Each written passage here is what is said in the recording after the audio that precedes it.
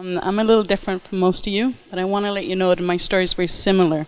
So I migrated to many countries before I came to Canada, and I grew up in a family of wealth, and we had nothing that really we had means to everything. I was born in Denmark, and our traditional clothing is very similar to everybody else's. You know, it's our tradition, and it was important to us. But my life started in grade 1 when my father was told that his daughter was diagnosed with dyslexia and was never going to be able to be successful in business. And our family is a very old family of business, generations upon generations.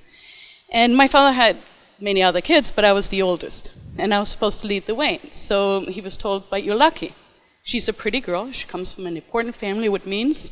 Just marry her to someone the same. And my father just looked at them and said, you're crazy. That will never happen. This is my daughter. She can do whatever she wants to.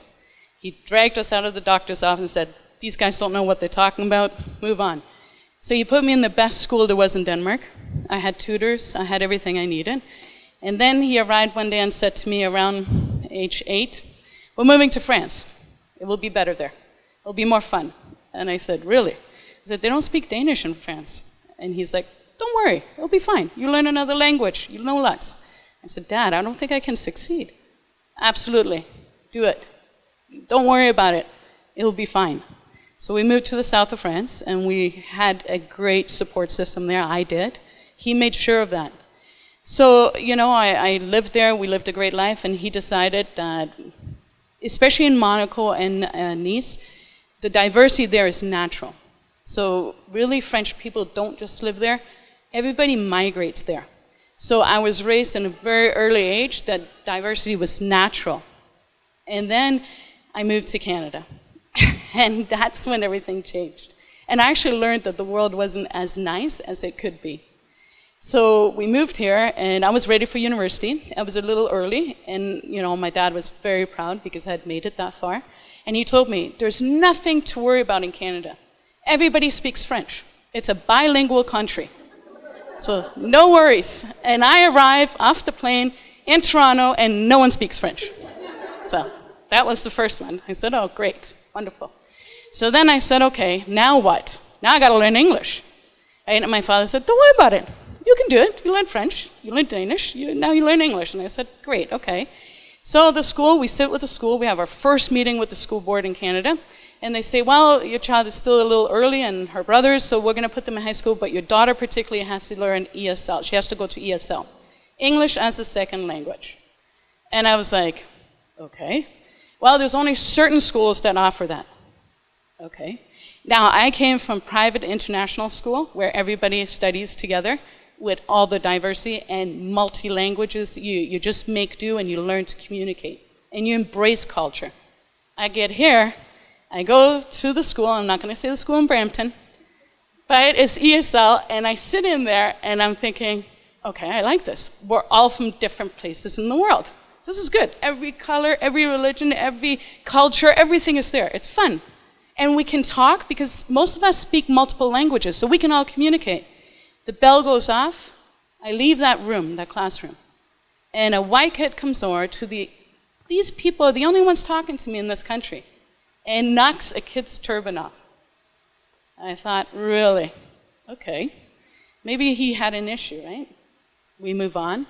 Next day I come back, and he's so upset, and he's my partner, and he's my study partner, so I'm like, you can't be upset because I can't understand you when you're upset, and we're learning English here, and I got issues. And he's like, no, Tina, I can't leave the classroom right now. I said, what do you mean you can't leave the classroom? I come from a very old family.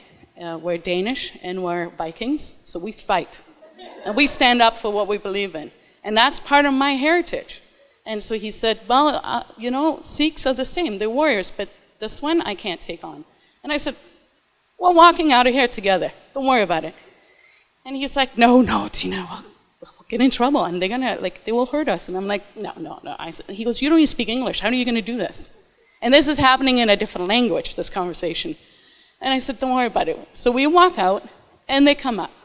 And I said, you know, what's the problem, right? And they're like, oh, you just be quiet. And then they start talking to me in English. And I was like, what did they say? What did they say to me? Like, what are they saying? Is it good, bad? What is it? Right? And they're like, don't you understand?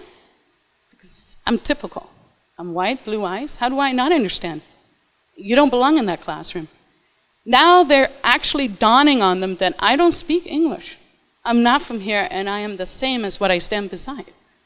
And they were so shocked, and then this one kid decides he's going to obviously hit the turban off again, or try and knock it off. And I thought, okay, here we go. And that was my first suspension. So when my father picked me up, he said, but my father was not happy, and he said, what happened now? And I said, well, they thought it was okay to hit him. And I said, Dad, if they're going to hit him, they're going to start hitting me. And I said, this country is different. I said, all of us who are immigrants belong in this classroom that's called ESL, for short form. And I said, they don't accept us. And he said, what do you mean they don't accept? Do you know who you are? Like, you can't say that in my family. And I told my dad, I said, Dad, they don't accept any of us. They don't like us. And what it took was lots of time. And, the best part of this story is that I got to go to ESL. And the best, my life right now, my success is thankful for all of these immigrants that carried me. And my friends, if you come to my house, it's multicultural because that's what it's all about. And Canada allowed me as a woman with a disability to do whatever I wanted to. And my dad was right. Canada is a good country. It just took a lot of adjustment. And that's hard, but it's worth it now. I see my kids now, my house doesn't speak just one language. They hear today, they know. It's every language in my house. We have every culture, we have every language. My son particularly, he says to me, and I think he was about in grade 4 or 5, that his best friend who's Indian and his other best friend who's Filipino, their mothers cook really good food. I wasn't very good at it. So, don't worry about making me lunch, Mom. They got me covered.